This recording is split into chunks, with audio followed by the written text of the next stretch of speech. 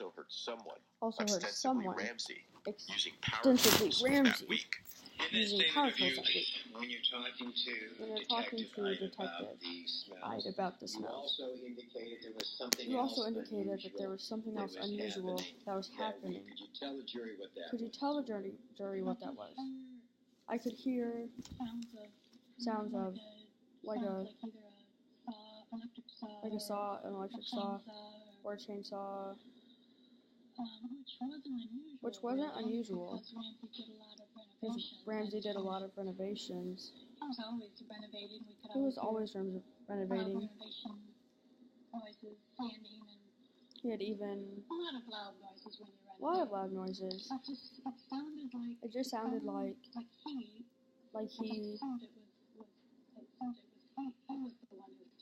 he was the one who did it. How was it, I guess, that you got that sense? It would start a little bit and then stop, start again.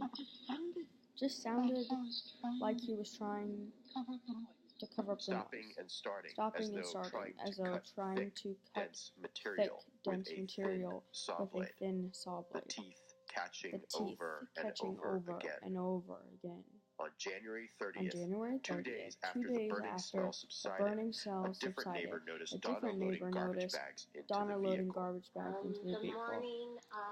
The morning of January 30th,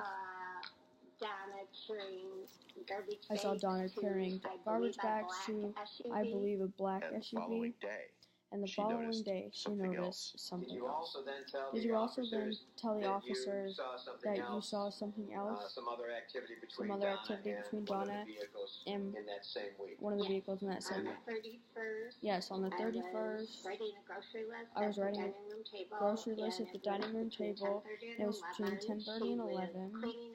She was cleaning out a gray SUV, which I believe was a Chevy Blazer. And I saw her take the license plate off. I saw her take the license plate off. So while this case was So being while mounted this case was against being Donna, mounted as someone against who was Donna, there in the as courtroom someone the who whole was there time, in the courtroom the whole how time, was she reading this? how was she reading this? Very straight, very Straight, very. Her behavior is actually would have been, I personally believe, somebody characteristic of thinking they're getting away with something, but at the end of the day, they know they're probably not going to. The facts of this case, that being that she drugged him, strangled him, put him in a bathtub, dismembered him, and then distributed his body parts. How was she reacting? What was it like to sit next to someone day after day who's accused of killing her own son? Well, keep in mind, by the time it got to trial in May, she had heard these allegations over and over and over again, either by my predecessor or from reading the reports or from reading various police agency memos. So it was no surprise. I mean, nothing that came out of the trial was a surprise because we knew. We knew that's what their theory was. We knew that's what they were going to try to prove. So she was a very, very helpful client. She was very attentive during the trial. She took voluminous notes. She was very helpful in poking holes in different witnesses' testimony. She sat there stoically. She was very, very, like I said, I don't want to repeat myself. She was very attentive. She was very helpful, and she exhibited extreme courtroom decorum. Going to trial, what was your argument? You said you knew what they were going to argue. What was your argument going to be as to why their version of events didn't add up? Well, like I've already indicated, there was no reason for her to do it. None at all. 2, she didn't have the physical strength to do it. And 3, what mother on earth does that? You know, I mean, I've had cases where there was self-defense, where a child was abusing the parents or siblings were abusing each other, and things escalate, and someone picks up a knife or someone picks up a gun, and then, you know, there's a tragedy. But none of that happened in this case. And I still lay awake at night thinking, what was the jury thinking? Why would she do that? Some acts are far too inhuman to have an explanation. Some cases are far too outside the norm to be able to assign a reasonable motive. Well, this is one of them. The only person that could possibly tell us what happened inside Ramsey Scrivo's condo between the dates of January 25th, 2014 and January 30th, 2014 was Donna Scrivo herself. Defendants, especially in murder trials, rarely testify, and they are not obligated to. But on Friday, May 15th, 2015, Donna Scrivo was called to the stand by her defense attorney, Mark Haddad. It's very rare. I could probably count on one hand. Very rare. I could probably count on one hand clients who did take the stand. I would advise against it, as I did in this case. As I did in this case. I thought we had plenty of reasonable doubt. I thought we had plenty of reasonable doubt without her taking the stand. She didn't do herself any favor. She didn't survive cross-examination very well. And she was pushed to anger a few times by the prosecutor's aggressive cross-examination. With do-overs, and I had one. That's probably one thing I would do in the case. Would probably have done more to dissuade her But ultimately, that decision is up to the defendant. Ultimately, it's the client's decision. Most of the time, they take your advice, and most of the time, it's a no-brainer. Most of the time, if you have a defendant that has, a prior history of involvement with the police, prior troubles, it's easy. You don't take the stand, because then that stuff can come out. Donna was clean. She had nothing in her background that would suggest any aggression, any violence, any felonious behavior. She was squeaky clean. She was squeaky clean. That was off the table. That was off the table. I thought we had enough reasonable doubt before she took the stand, but she insisted that it's her right. And on the stand, under oath, Donna doubled down on the story about a masked intruder. I might paraphrase it. I might forget detail I can paraphrase it. I might forget details because I've had a number of cases since then. But essentially, she testified that she came home one afternoon and noticed an odd smell in the condo and saw the stranger standing over her son's body. She surprised him, obviously. He pointed a gun in her direction and said something to her like, "You're not supposed to be here. I didn't expect you to be here. I'm sorry you're here, but you're going to do everything I need you to do." And then he took over from there. And he stayed there several days. As I recall, it was he who placed the body in the bathtub, directed her, told her to drive him. He was on the floor in her SUV, again going on to the home improvement store to get saws so they could dismember the body. And he told her where to make the cuts and how. And then when that saw malfunction, they got back in the SUV and got another one. And this happened multiple times before they finally got one that worked. Directed her to go out to the rural area of the county and told her where to dump the parts. There was even a time they stopped for gas. She was low on gas. According to the story Donna told her attorney, this masked man who had killed her son waited in the car with a gun hiding, while Donna went inside the gas station to pay for gas, pump it, and then return to the vehicle. After they got back and everything had been completed, he disappeared and she never saw him again.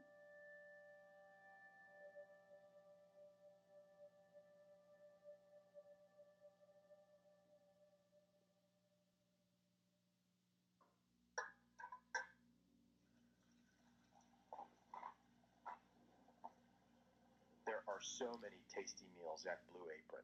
Box every week. Your family can enjoy off your first meal how good it feels, but there are a few automation, alarms, and surveillance. Donna told the jury that on January 26th, she went upstairs after doing some laundry. She noticed the front door was ajar on her way out, and then found a masked intruder in Ramsey's bedroom. According to Donna's testimony, the intruder addressed her by name, stating, "This is Scrivo. I didn't know you were here." He had a gun. But because he did not want to make too much noise, he had given Ramsey a mixture of bleach, Xanax, and Coca-Cola to drink. According to Donna, after she tried to reach for the gun, the man put her in her bedroom, handcuffed her to to a cushion with hand cuffs in her mouth. and put a scarf in her mouth. At this point in the story, At this point in the story, she claims she heard Ramsey, who had somehow maintained consciousness despite the lethal dose of Xanax in her body. Yo, what are you doing? The masked man responded, I'm killing you. You're ruining Frank's life. You're making us look like assholes. This alleged masked intruder was, according to Donna, an associate of Frank Warner's. The man Ramsey was on probation for assaulting.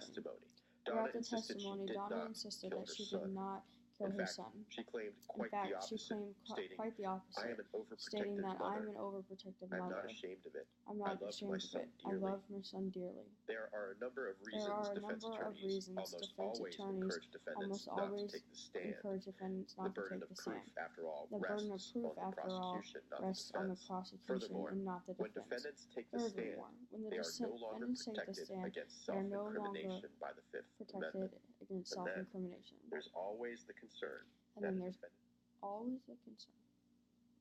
Might say something outrageous. Something that could dismantle an entire defense. Something that could dismantle an entire defense. Stand, On the Donna stand, claimed that the masked intruder who killed her son and held her captive had red and yellow or red and gold eyes. She got up and testified against her attorney's advice, which led her open to the prosecutor's questioning, and at that point, she told very ridiculous story about this imaginary intruder. At one point in her testimony, she said his eyes glowed green and gold, red and gold. And we were like, what? On Monday, May 18, 2015, Donna's testimony continued. It was all recorded. It was all recorded. We're going to pick up where we left off on Friday. Before I start asking you any questions, I will again ask you, or beseech you, to keep your voice up. You have a very soft voice. You have a very soft voice. The microphone in front of you is misleading because it doesn't amplify. This is theater in the round, like in the old Roman days. Ironic that Donna's defense attorney would choose to bring up the old Roman days. Back when fathers had a legal right to have unwanted children killed. Before we broke Friday, I was about to ask you a question about the intruder that killed your son.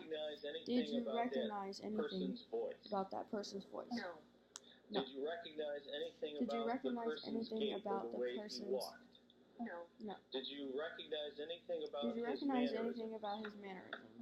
Do you believe you had ever seen that person before? I don't think so. So this masked man who addressed Donna as Mrs. Crevo Donna as Mrs. Crevo and knew the names of her family members. Stranger to her. What happened after he killed your son? He drug me in there. He drug me in there. By my hair. By my hair. I didn't let go. Visually, my son was dead, and I tried to reach for him. I tried to reach for him. He didn't let go of my hair. He let go of my hair. Where was Ramsey's body? Where was Ramsey's body? It was propped up on the side of the bed. And he wasn't breathing. And he wasn't breathing. He was dead. How are you certain he was dead? I didn't see him breathing. I looked for his chest. I didn't see him breathe. I didn't see him breath. I didn't see any breath. And I kept trying to reach for him. And he didn't let me. And he didn't let me. That if she didn't do what he said, he would kill her nieces, her nephews, and her eldest son, Jason. And the man had a gun. Said the man had a gun? Said the man had a gun? He had a gun. Will you describe it? No, it was a pistol. I know it was a pistol. Color? Brown color, metal color. Brown color, metal color. What happened next? Donna starts to mumble and trail off. Something she does frequently throughout her testimony. But if you listen closely, you'll hear her say something about seeing little men with red and gold eyes. When she finishes, her defense attorney audibly sighs before asking the next question. I started seeing these little men with red and gold eyes. Flashing in front of me. And I don't know what happened, but that's what it's all. And do you believe that was was a hallucination? You believe that that was a hallucination? Now I know it was. I don't know what I thought. I don't know what I felt then. While you were questioning her While you were questioning her still, there were just some aspects of the testimony